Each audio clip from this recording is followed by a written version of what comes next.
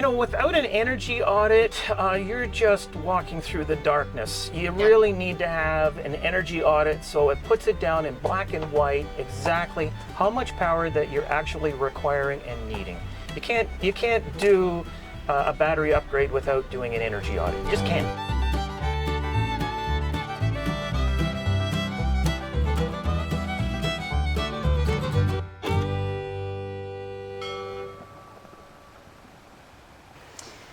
All right, we're sitting here with Larry Taylor aboard his boat Cabernet. Larry, tell us a little bit about your boat and how long you've been living aboard. This is a 37-foot CNC Canadian-built monohull sailboat. It's a 1982, so she's an older girl, but she's been good to us as far as that's concerned, and we've been sailing for full-time for 6.5 years. We launched in May of 2017 in Canada, and we had the boat trucked down from Michigan and down to Fort Pierce, and that's where we had the boat reconfigured, stepped the mast again, and off we went. Saltwater in 2018, January. Okay, and where have you been? So far we've been obviously from Florida. We went through the Bahamas, past the Bahamas into Luperon, where we stayed in Luperon for 9 months. And then we did what's called the Thorny Path, sailing against the wind all the way down to Grenada and visiting the islands on the way down. And then I had to be able to do some work on the boat, so then we went from Grenada down to Trinidad. And I had some work done in Trinidad. So that's as far south as we've been. Okay. And then COVID hit, and when we were in Antigua, and we went from Antigua back down to Grenada, and we rode out COVID there. And then we sailed back up to Luperon here in the Dominican Republic, and we've been 2 seasons here. So you are full-time liveaboards. Yep. You want to describe sort of a typical day in the life aboard Cabernet? What, in terms of, we're talking about energy usage today. So. Oh, energy use. So Yeah. you want to know in regards to how we use our energy. Yeah. Well, we have an Engel freezer, and that Engel freezer, it draws power on a continuous. We always leave that one on. We have a Nova Cool, which has a separate compressor, and that draws power on almost a continuous basis. We now shut that one off at night. Well, we did anyway when we were running the AGM batteries. Yeah. They're the ones that draw the absolute most. We also have 2 computers because we both work from the boat. So we have 2 computers, and then in conjunction with that, because we need the AC power, I now have a 1,000-watt inverter, and that draws power as well. And then we've just upgraded to the Starlink, and that draws more power as well, as far as that's concerned. So those are the devices like continuously running things. Yeah, well, we've been shutting the Starlink off at night. But. Okay, sure. And then what about the shorter bursts of power, things like that? Are you doing cooking? Are you doing things like that? Yeah, not cooking so much because we have the propane for that. You know, we've got a safety solenoid that's down here. It draws a little bit of power. But you know, the windlass, that will draw the most when we're trying to be able to haul up the anchor. And I've typically ran the Honda at the same time when we've done that on the former system. Now that we've got the lithium on board, we haven't really gone sailing where I've needed to use the windlass here yet. Okay. And then the other, of course, is the starter, to be able to start the diesel engine, which is a 27 horsepower Yanmar engine. So one of the things when Clark is talking to people about batteries, how much do I need? How much solar do I need? You know, it's like how long is a piece of string? You really got to look at like what you have. And something you did recently was an energy audit, kind of going around and looking at here's all my stuffs, and here's how much each of them uses, and here's how long I use them, to try to come up with sort of like a big, what is your big number that you're trying to get to? You want to run through your list a little bit to give people an idea of what you're doing? Sure. So I did an energy audit using an Excel spreadsheet. And what I basically did was just took a look at what the device actually was, how many amps it actually draws, and then I just did a formula in regards to how many hours a day that it's actually running. And then I just had a total sum in regards to that. So for instance, now on the one that I've just done, the Starlink, put 3 amps. How many hours a day? 12. So that works out to 36 amp hours total in a day that I use. So the inverter standby, I put in here 1.7, 18 hours a day that we actually run that, and that's 30 amps over that period of time. The fridge, the NovaCool that we have, which is an older one, it draws 3.2 amps, and we run that 12 hours a day because we've been shutting it off typically at night. So as you do the totals in regards to that, for all the devices here, I came up with a total of 239.81 amp hours typically that I use over the course of a day. That's at Anchor.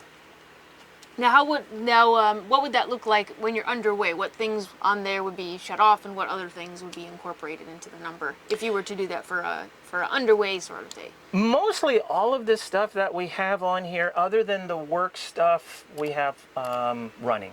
So we don't typically work when we're sailing, so the computers will be off in regards to that.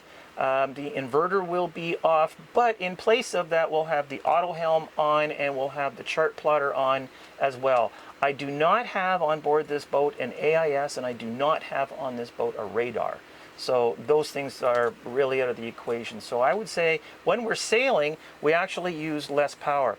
The other factor is that because we're typically sailing against the wind as we're making our way east, a lot of the times we'll actually have the engine running because we're motor sailing. Yeah. And so that just replaces any of the power that we're using. So we could use virtually anything free that power. we want. Yeah, exactly. Not quite And free, but yeah, you're making it anyway. Might as well use it. yeah, so that's a big difference when we're at anchor as opposed to when we're sailing. So when we're sailing, as far as our electrical is concerned, it's a non-issue. Very cool. And then as far as the anchor is concerned, that's only a short-term burst of power. And again, we're typically running the engine at that particular point in time as we're pulling the anchor. The windlass, yeah. Mm-hmm. Yeah, so we don't have a problem as far as being able to operate the windlass to be able to pull the anchor up. And then for dropping the anchor, it's a piece of cake as far as just dropping the anchor and away we go. So you've done an energy audit, and that helped because you knew you were using your batteries. You know, you were damaging your batteries using too much, and you wanted to upgrade. So doing an energy audit kind of helped you figure out what your allowance should be or what you want to do. Yeah, you know, without an energy audit, you're just walking through the darkness. You really need to have an energy audit so it puts it down in black and white exactly how much power that you're actually requiring and needing. You can't do a battery upgrade without doing an energy audit. Yeah. Just can't. It's like doing a Just budget, can't. right? You kind of need to know what it, and it helps you see like, oh, we're spending a lot of, you know, like, oh, maybe we should turn that Starlink off when we're going to sleep, or maybe, you know, Yeah, rethink things. we shouldn't be ordering so many lattes. Exactly. Yeah. Exactly. Oh. Previous to arriving here this year, we had 4 6-volt AGM batteries that I had hooked up in series parallel. And that's a lot of power, but the problem that we had is that we don't have enough solar up top. So we were draining those batteries down quite a bit on a regular basis, and they were now, 6 years to now when I actually got them here. So we were draining them down, and I heard about Clark's system there, and I wanted to be able to upgrade to the lithium because I knew that those batteries were going to fail, and we were draining them down. It'd be nothing to be able to wake up in the morning and to be at 11.8 volts. And now I've got the lithium, and I got Clark's system on board the boat with his battery management system. And I've got a 200 amp hour lithium battery, a Life Pro battery on there right now, but I'm going to upgrade that to a 300 amp hour battery because that just won't be quite enough with what I've got. So, and we're going to be upgrading to more solar power. So I'm upgrading from the 2 160 watt solar panels that I've got here right now to 2 450 watt panels. So we're going to be like tripling the amount of solar that we're going to have on here. So now, even with the 200 amp hour battery, we can wake up and I don't care what the batteries are at, because I'm not damaging those batteries now because I've got the lithium on here.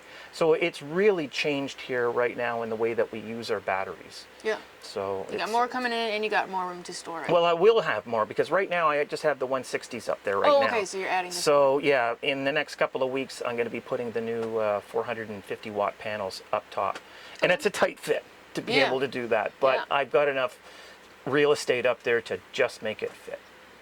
Excellent. Yeah. So a lot of people who watch your channel, they're people who just bought a boat, or they're just starting out, they're thinking about buying a boat, and they're trying to envision what their life is gonna look like. So in terms of what are the appliances that you use? What is kind of sort of your lifestyle? What are you doing that takes electricity? If I was to recommend anything to anybody in regards to that, plan for the future, because you're going to get more stuff. So what's next after Lupron, after you get your solar upgraded? And... Well, this year's going to be a little different. We're actually going to stay here for the hurricane season. As we said, we work from the boat, so we're going to be able to get a little bit more money in the kitty as opposed to when we're sailing. We tend to work less when we're sailing as opposed to when we're here right now. So we're going to stay here for the next sailing season, and then next year we're planning on just going up to the USVIs, which is a fairly simple sail to be able to get there.